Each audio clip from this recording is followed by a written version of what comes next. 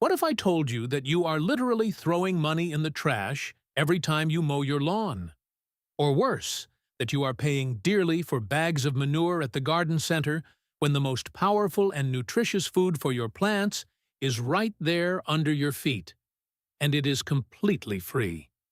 Today we are going to talk about a true gardening miracle, but pay close attention. I am not talking about that rotten, stinky grass water that many people teach on the internet. And I am also not talking about composting, which takes an eternity to be ready.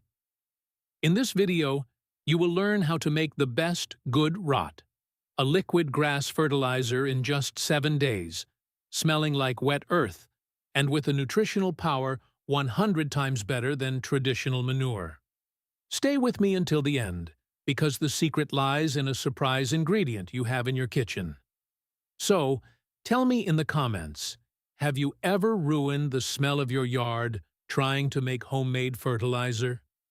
To understand why this recipe works so well, we need to go back in time a bit and look at how nature feeds itself. In the forests, there is no one putting pellets of chemical fertilizer on the trees. Leaves and grasses fall, decompose quickly with the help of oxygen and soil life, and return nutrients to the earth. The big problem is that when we try to do this at home, we usually make two classic mistakes. The first is the famous anaerobic grass tea, the one where you throw water on the grass, cover the bucket, and let it rot. This creates an oxygen-free environment dominated by bacteria that produce hydrogen sulfide gas. The result is that unbearable sewage smell that, besides bothering the neighbors, can even be toxic to sensitive roots. The second path is the traditional compost bin, which is wonderful but takes about 6 months to turn grass into soil. What we are going to do here is use the science of multiplying aerobic microorganisms. We are going to create an oxygen-boosted grass tea that extracts all the nitrogen, potassium, and phosphorus from the fresh plant in record time, without any bad smell. Let's start by debunking a big myth about the use of manure. Many people blindly believe that cow or horse manure is the magic and irreplaceable solution for any vegetable garden. But the truth that few people tell is that store-bought manure nowadays often brings hidden problems. First, it can be loaded with weed seeds that survived the animal's digestive system. You fertilize the garden, and suddenly weeds sprout everywhere. Furthermore, if the cattle were treated with certain medications or herbicides in the pasture, these chemical residues can end up directly in your organic garden, harming the growth of sensitive plants like tomatoes and bell peppers. In contrast, the grass that grows in your own yard is a safe, clean source of nutrients, and you have total control over what was applied to it. It is a pure resource that your plants will absorb much more safely and easily. And why is grass so special? A blade of grass is a true nitrogen powerhouse. Nitrogen is the macronutrient most demanded by plants during their growth phase. It is responsible for giving that dark, vibrant green color to the leaves and making the plants take leaps in development. Imagine cut grass as a concentrated vitamin supplement. When you cut the grass, it is full of sap, vitamins, minerals, and live enzymes. If you simply throw it in the trash, you are wasting a treasure. But pay attention, there is a fundamental rule here. We need to use fresh, recently cut grass. Dry grass, the kind that has already turned brown and straw-like, has lost most of its nitrogen and turned into just carbon. For our 7-day super fertilizer, we want green grass full of life and cellular water, ready to release its power. Now, let's talk about the first practical step, collecting the grass. Ideally, you should collect the grass right after mowing. It doesn't matter if it was cut with a lawnmower, shears, or a weed whacker. The important thing is that the pieces are shredded. The smaller the grass pieces, the greater the contact area with the water, and the faster the nutrient extraction will be. It's like making tea. Chopped leaves release flavor much faster than whole leaves. But beware of a crucial detail. If you have applied any kind of weed killer or selective herbicide to your lawn in the last 3 weeks, do not use this grass under any circumstances. These chemicals do not disappear in the water and will end up killing the plants in your garden when you water them. Use only grass that is grown naturally and without poisons. The next essential element of our recipe is the container. You will need a large bucket or a plastic drum, depending on the size of your garden. The golden rule for the ratio is simple and doesn't require a scale. You are going to fill half the volume of your bucket with the freshly cut grass. You don't need to press or pack the grass down at the bottom. Just toss it in loosely until it reaches the middle of the bucket. This amount is perfect because it ensures an ideal ratio between the green material and the water we will add later. If you put in too much grass, the mixture will become too dense, hindering oxygen circulation, which is the big secret to avoiding bad smells. A 5-gallon, 20L bucket is an excellent size to start doing your first tests at home. With the grass in the bucket, it's time to add the water. But stop right there. Don't go running to turn on the hose and fill the bucket straight from the tap. That is a fatal mistake that destroys the fertilizer on the very first day. The tap water that reaches our homes is treated with chlorine, and chlorine has only one function: to kill bacteria. The problem is that our liquid fertilizer depends entirely on live beneficial bacteria to work. If you add chlorinated water, it will sterilize the mixture, and it won't ferment properly. The solution is very simple. If you don't have stored rainwater, fill buckets with tap water and let them sit outdoors, uncovered, for at least 24 hours. Chlorine is a volatile gas and will completely evaporate from the water during this period, leaving the water clean and safe for our microorganisms to work. You will take this chlorine-free water and top off the bucket that already has the grass, leaving about a handspan of space from the rim. Do not fill it to the brim, as the mixture will bubble and foam over the next few days. And we don't want your precious fertilizer spilling on the ground. But here comes the big difference between our method and that traditional stinky leachate. We are not going to cover the bucket. Exactly what you heard. Forget airtight lids.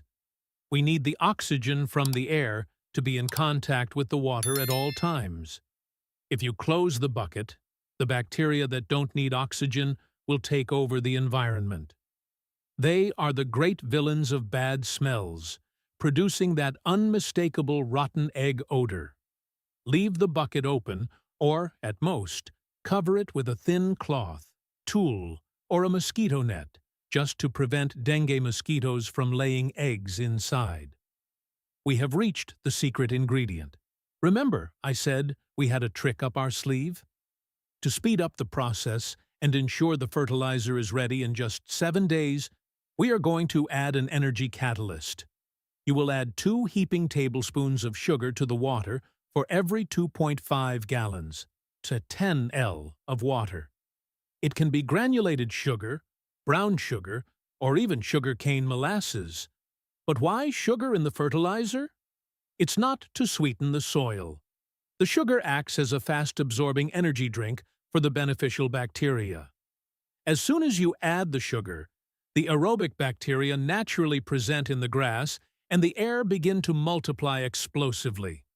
They use this energy to break down the grass fibers quickly, releasing the nutrients into the water at an accelerated rate. It is this simple handful of sugar that turns a slow process into a 7-day miracle. There is one more optional, but incredibly powerful, accelerator that you can add at this point. It is what we call a natural inoculant. Go to an old tree in your yard or a clean park. Push aside the dry leaves fallen on the ground and grab a nice handful of that dark, sweet-smelling soil right on the surface, mixed with decomposing leaves. This is the leaf litter. Throw this handful of forest soil into your bucket with grass and water. This soil is a true nursery of wonderful microorganisms, beneficial fungi like trichoderma, and bacteria specialized in decomposition. By throwing this soil into the bucket, you are introducing an army of elite workers into your fertilizer. They will join the sugar and the grass, creating a relentless task force that will dissolve the cell walls of the grass and extract every last drop of vitamins. Now, pay close attention, because this is the step that will determine whether your fertilizer will smell like a wet forest or rotting garbage. It is the manual labor of the recipe, mechanical aeration. Every day, at least twice a day, in the morning and late afternoon, you need to take a long stick or a pipe and vigorously stir the liquid in the bucket. But it's not just a light swirl, no. You have to agitate it, create a whirlpool, make the water hit the edges. The goal here is to force fresh oxygen into the water. Think of it as if you were beating a cake batter or stirring a soup on the stove. Every time you stir forcefully, air bubbles enter the mixture, feeding the aerobic bacteria, the ones that do good and don't smell bad. If you forget to stir for 2 days, the oxygen in the water will run out, the bad bacteria will take over, and the bad smell will appear. Let's talk about the ideal place to leave your bucket during these 7 days of magic.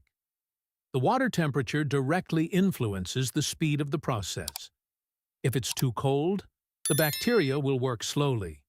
If it's too hot, they might die. The perfect spot is a shaded but warm place, under a tree, on a covered porch, or in a corner by the wall, where the strong midday sun doesn't hit. Never leave the bucket cooking under the direct 104 OFFO 40 sun, as the water will get too hot, cooking the grass and killing the beneficial microorganisms we are trying to cultivate. Warm shade and a cool breeze are your fertilizer bucket's best friends. Treat this bucket as if it were a temporary pet. It needs shade, fresh air, and your daily visit to give it that essential stir. In the first 3 days of preparation, you will start to notice very interesting visual and olfactory changes in the bucket. The water, which was previously transparent, will start to take on a dark green, almost cloudy hue. This is already the grass juice being extracted. When you go to stir the mixture in the morning, you will notice that a layer of white or slightly greenish foam begins to form on the surface. Don't be alarmed. This is a wonderful sign. Many people think the foam means it has spoiled, but it's exactly the opposite. This foam indicates that the bacteria are active, breathing, eating the sugar, and working at full speed. It is living proof that aerobic fermentation is happening perfectly. The smell at this point will still be of cut grass, perhaps a little stronger, as if you were in the middle of a fresh pasture in the morning. From the 4th to the 6th day, the magic really deepens. The bright green color of the water begins to darken, leaning towards a black tea or weak coffee tone. The grass that was floating at the beginning starts to lose its structure and slowly sinks to the bottom of the bucket. At this stage, most of the minerals, like potassium and magnesium, along with all that wonderful nitrogen, have already migrated from the leaf to the water. It's time to do the smell test, which is your private laboratory. Bring your nose close to the bucket. It should have a characteristic smell of wet earth after a storm or a sweet smell of light fermentation, somewhat reminiscent of the smell of baker's yeast or fresh silage. If it smells like garbage or sewage, it means there was a lack of oxygen, and you need to stir more vigorously and frequently. Finally, we reach the 7th day. Our miracle fertilizer, 100 times superior to manure and made at zero cost, is ready for harvest. The liquid is now dark, rich, and loaded with microscopic life and bioavailable nutrients. But you are not going to simply dump all of this on your plants at once. The first step is to strain the material. You can use an old sieve, a pasta strainer, or even an old cotton shirt to separate the precious liquid from the grass remnants left at the bottom. Pour it into another clean bucket or large bottles. And a pro tip: do not throw the leftover grass in the trash. This pulp still has wonderful organic matter. Place these remnants on the soil of your pots or around the base of fruit trees. They will serve as a fantastic mulch, retaining soil moisture and continuing to nourish the earth slowly. Now that you have the pure liquid in your hands, we need to talk about dilution. This liquid grass fertilizer is an extremely strong concentrate. If you apply this pure liquid directly to the roots of your plants, especially young seedlings, you run a high risk of burning the roots due to excess nitrogen. It's as if you tried to drink a whole glass of pure syrup without mixing it with water. The universal rule for the safe use of this fertilizer is a 1-to-10 dilution. That is, for every 1 liter of your concentrated fertilizer, you will mix in 10 liters of clean water, always remembering to use chlorine-free water. When making this mixture, the final liquid will have the color of a very light tea. This is the perfect concentration, gentle enough not to hurt the plant, but rich enough to promote an explosion of new leaves and strong roots. How do you apply this liquid treasure to your vegetable garden or yard? The most traditional and efficient way is direct watering into the soil. With a regular watering can, apply the diluted mixture around the base of the plants, soaking the soil well so that the liquid reaches the root zone. The soil acts like a sponge, absorbing the liquid nutrients almost immediately. Unlike granular fertilizer, which takes days or weeks to dissolve and penetrate the soil, our liquid fertilizer goes to work in a matter of hours. The plant drinks the nutrients instantly, and the beneficial microorganisms that came along in the liquid begin to colonize the soil, improving the earth's structure and protecting the roots against disease-causing fungi. It is a double health injection for your yard. Besides watering the soil, there is a second application technique, which is the secret of great organic producers: foliar feeding. Did you know that plants also drink through their leaves? They have tiny openings called stomata, which open to breathe and absorb moisture. You can put your diluted fertilizer in a spray bottle and apply a fine mist directly onto the leaves of the plants. But pay attention to the clock. Foliar feeding should only be done in the early hours of the morning, before the sun gets hot, or in the late afternoon, when the sun is already setting. If you spray the leaves under the strong midday sun, the water droplets will act like magnifying glasses, concentrating the sun's rays and causing severe burns to the plants. Absorption through the leaves is the fastest way to correct nutritional deficiencies in plants that are yellowing or weak. Which plants will love receiving this nutrient bath? Since this fertilizer is extremely rich in nitrogen, the king element of vegetative growth, it is the dream food for all the leafy greens in your garden. Lettuce, kale, arugula, spinach, basil, and chives will grow at a frightening speed, with broad, deep green leaves. It is also fantastic for the initial development stage of fruiting plants, like tomatoes, bell peppers, and eggplants, helping to form a thick stem and a leaf structure strong enough to support the fruit later on. Furthermore, your non-flowering ornamental plants, like ferns, pothos, and monstera, will respond wonderfully well, gaining a spectacular shine on their foliage. On the other hand, you need to know when to hold back. Like everything in life, excess is also harmful. Do not apply this nitrogen-rich fertilizer to plants that are at the peak of their flowering period or starting to bear ripe fruit, such as a tomato plant loaded with red tomatoes. If you give too much nitrogen at this stage, the plant may abandon the production of fruits and flowers to go back to growing only leaves. You will have a giant, beautifully green tomato plant, but with no tomatoes to eat. Another group of plants you should avoid watering with this fertilizer are succulents and cacti. These desert plants are adapted to very poor and dry soils. If you put such a strong and rich liquid fertilizer on them, their sensitive roots can rot quickly. Save the liquid gold for plants that are hungry for leaves and accelerated growth. What is the ideal application frequency? Unlike water, which you need to provide almost every day, fertilizer is a heavy meal.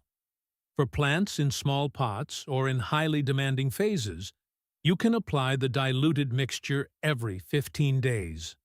For larger plants, shrubs, and fruit trees in the yard, one application per month is more than enough to keep their health at its peak. Always observe your plants. They talk to you. If the leaves are wilting without a lack of water or have a very pale green turning yellow, it's a sign that they are asking for your grass fertilizer. If they are already bursting with green and growing non-stop, take a break. Balance is the great secret of a successful gardener, but it is better to apply less and consistently than to give an overdose of nutrients all at once. To finish our set of golden rules, let's talk about storage. What is the shelf life of this incredible fertilizer? The most honest answer is, it has no shelf life because it shouldn't be stored. This is a living fertilizer, full of microorganisms breathing and consuming the little oxygen left in the water. If you bottle this liquid, cap it tightly, and leave it on the shelf, it will turn into exactly what we wanted to avoid. In a few days, without oxygen, the aerobic bacteria will die. Anaerobic fermentation will begin. Gases will accumulate, and your bottle could literally explode, spreading that sewage smell all over your garage. Therefore, only make the amount you plan to use that week. Did you strain the fertilizer on the 7th day? Dilute it and apply it all on the same weekend. Grass grows back quickly, and you can start a new, clean, and sweet-smelling bucket the following week without any problems. And there you have it, my friends. Who would have thought that the secret to having the greenest garden in the neighborhood without spending a single penny on expensive and dubious fertilizers was growing right under our noses the whole time? In just 7 short days, we used the magic of water, oxygen, and a little bit of sugar to turn grass clippings into a liquid elixir of life, completely free of the horrible smell of poorly made compost and infinitely more powerful and safer than common manure. Your plants will take a leap in development that will leave everyone's jaw dropping. Thank you so much for watching until the end and for dedicating yourself to understanding the wonderful science of nature with us. Now it's your turn to get your hands dirty, or rather, in the grass. If this knowledge has transformed your view of what used to be just trash in your yard, subscribe to the channel and like this video. We are revealing the secrets of nature that many try to hide. Cultivate your future. The next gardening treasure will be opened soon.